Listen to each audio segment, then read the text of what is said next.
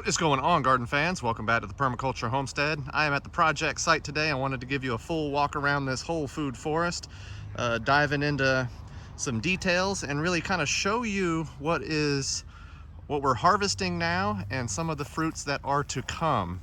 Now it is June here in Zone 8, South Carolina, and we have had a good amount of rain this season, and as you can see, this place has gotten very thick and very dense over the past couple weeks, really since the last update y'all had. So everything is of course greening out, leafing out, growing, and you've got to see some of the things out here.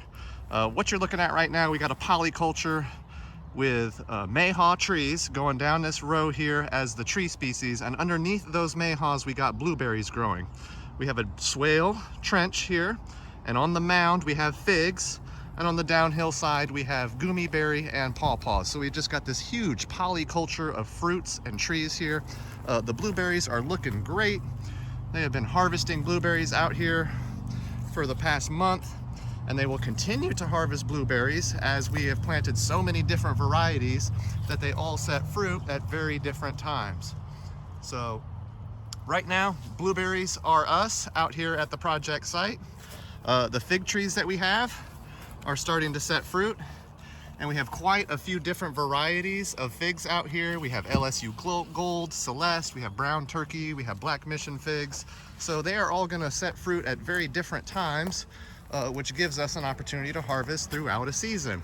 This is one of the fig trees we had that actually died back through our frost. It is already kind of blooming back to life, which looks good. Another different fig tree here, putting on fruit. It's just beautiful, beautiful fruit out here this year, garden fans. On the downhill slope, let me just step through here a little bit and give you a different view of our Paw Paw Patch. We have a series of pawpaws coming down the line here, and in between each of them we have one of these goomyberry shrubs. Now the goomyberry are acting as nurse crops right now. They are actually providing a little bit of shade for the younger pawpaws, and they're also providing a form of nitrogen as we chop and drop them back. And I am very aggressive with the chop and drop of the goomyberry. These were all chopped down to about 4 feet this year, and you can see they are already aggressively growing back very quickly. The goomyberry themselves are setting fruit, and these things usually get very loaded. So in another month or two, they're gonna be harvesting a whole bunch of goomyberry off of these. And typically you make juice, jam, or fruit leather with them is one of the big things to do with them. A few of the pawpaws out here are setting fruit, but they are still very young and very immature. Definitely they should probably spend another season or two growing before thinking about harvesting fruit off of those. But here we are at the bottom of the hill, bottom swale mound and paddy, and things, as you can see, are thick. It's very dense back here with food and fruit, and this is how we like it. We try to plant just like Mother Nature plants. Moving along down this swale mound and swale paddy, we have elderberry growing on a very thin part of this swale paddy. Let me keep walking around for you. I'll give you a broad look at this. So once again, here's that swale mound where we have figs. Here's the trench where things get watered, and then the swale paddy itself. Let me step up to the next swale mound and paddy.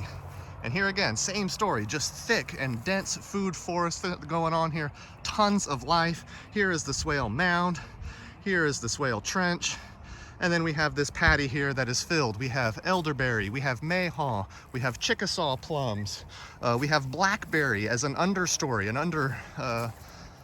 ground cover and understory. So here are the Chickasaw plums, and we have two of them real close to each other. And see if I can find some fruit. Here we go. Chickasaw plums are setting fruit. These are a little bit smaller than your average variety plum, like your store-bought plums, but they are just as sweet. And as I was saying, we have blackberries all over the place as a ground cover growing underneath them.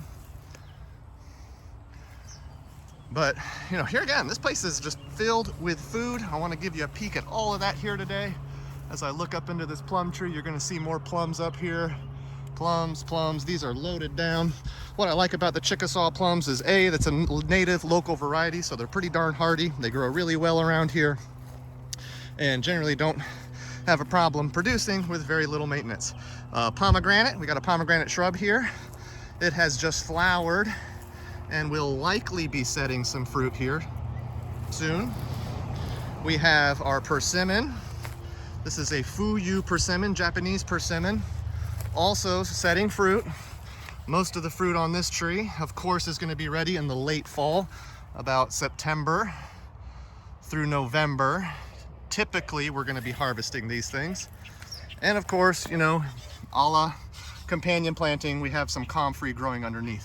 And the comfrey has no problem growing underneath these trees here in Zone 8, South Carolina. They enjoy the shade. They get to stay alive a little bit longer, especially into our hotter summers. We have a whole series of jujube trees out here, which here again, they're getting very tall, starting to thicken out this year. They are setting loads of fruit right now. The farm, you can hear the birds probably, is just a giant habitat for life. There are all types of birds living in here. Let me show you a bird's nest right here in this pomegranate tree. But I can go through a lot of the shrubs here and show you the bird's nests that have been made throughout this food forest. I mean, we have this integrated pest management by making a very wild space welcoming to birds. Next, swale, mound, trench, and patty here, third one up. As we get further up the hill, spacing gets a little bit bigger, the variety of things that we're growing changes. We still have a lot of jujube out here. So more jujube. Here's another jujube tree. We have more pomegranate. Here's another pomegranate. Here are some pineapple guava shrubs that are going to be loaded down. If you saw our update from last year, these things were heavily loaded with fruit, and I don't expect anything less of that this year. Currently, they've all finished flowering. So there's a spent flower. And at some point in the next month or so, you're gonna start to see the fruit starting to be formed. But pineapple guava here, and especially the pineapple guava at my home site, have all flowered, and they should be fruiting here in the near future. Here's a different pomegranate tree that you can see is already starting to set some fruit. And another pomegranate starting to set some fruit. I'm gonna keep on moving up the hill here. This is the final swale patty and mound here. Once again, a very different variety of things. Here at the top of the hill, different from the bottom of the hill. As we get higher up the hill here, we have more of our nut varieties planted here on this larger swale patty. This is the largest swale patty we got. A lot more space, is better for your nuts. We just got more space up here to grow nut trees, which generally get really big.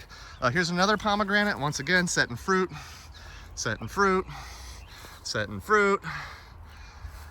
And I'm absolutely amazed. I hadn't been out here in a couple weeks, and I'm looking at our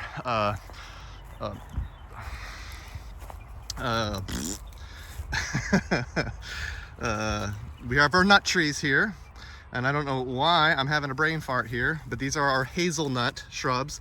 These are hazelnuts crossed with filberts, so it's a hazelburt. But not only are the trees themselves really large, and here you can see some putting on the nuts already, but they are absolutely loaded down with nuts. We're gonna have a huge harvest of hazelnuts this year. More hazelnuts for you. More hazelnuts. So these things have gotten very large. This is a great shrub for, I would say, a hedgerow along a property line. It's thick, it's dense, it's great for birds to live in. And this giant patch of them that you're looking at is actually two of them. There are two hazelnuts here in this giant patch, this giant mound, and they are cross-pollinating each other. It might not look like two, but I promise you, this started out as two hazelnuts that have kind of grown into this giant hedge of hazelnuts. And here again, they are absolutely loaded down with nuts this year. Looking really good. Another jujube tree here. We got two varieties of jujube. We got Lee and Lang variety jujube. This is another pomegranate. Here is another patch of hazelburts. 2 hazelburts here that are starting to spread and get bigger over the years. This one is still catkinning. It's throwing up its pollinating parts right there. And here, not too far from that, we have this great companion planted mix of a Chinese chestnut and a gummy berry. Both are fruiting right now. So the Chinese chestnut, you can see these spiky balls where the nuts are going to be stored. Those are all over the new growth. The gummy berry right underneath it, which is providing its nitrogen fixation and a bit of a windbreak. You can see loaded down with fruit. This farm site is looking great, garden fans. If you've been here for any number of years watching this place develop, I can't express to you how great it is to see this place really growing up. It's very thick, it's getting very dense, and there's nothing wrong with that. There's no competition here. Every plant is doing its thing. It's really great. I love how we've got this canopy of a plum tree, an Ozark plum, and we have a mulberry here, both kind of growing right next to this Chinese chestnut. And of course, over time, that Chinese chestnut is gonna tower over this plum and this mulberry. So what you'll have is this giant 90-foot tall central leader of a nut tree with these smaller fruit trees around it. Now, our plum tree here honestly has not gotten any taller this year, but it's gotten thicker. It's gotten a lot more dense. So as we prune it and open up the middle of it, it of course wants to put on more growth a little bit every year. So I love this spacing where we've got our Chinese chestnut and about 15 feet away, flanked with a plum and mulberry.